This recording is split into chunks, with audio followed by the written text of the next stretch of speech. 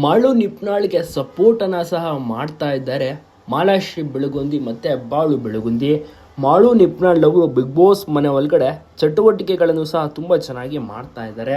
ಎಲ್ರಿಗೂ ಕೂಡ ಇಷ್ಟವಾಗಿರುವಂತಹ ಸ್ಪರ್ಧಿಯಾಗಿದ್ದಾರೆ. ಚೆನ್ನಾಗಿ ಜಾನಪದ ಹಾಡುಗಳನ್ನು ಆಡ್ತಾ ಇದ್ದಾರೆ.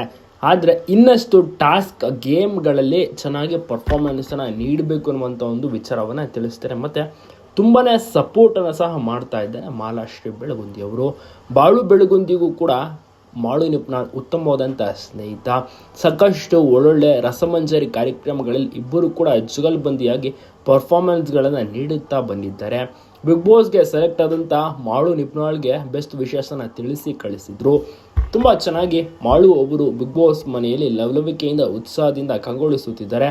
ಮನೋರಂಜನೆಯನ್ನು ನೀಡುವಲ್ಲಿ ಯಶಸ್ವಿ ಆಗ್ತಾ ಇದ್ದಾರೆ.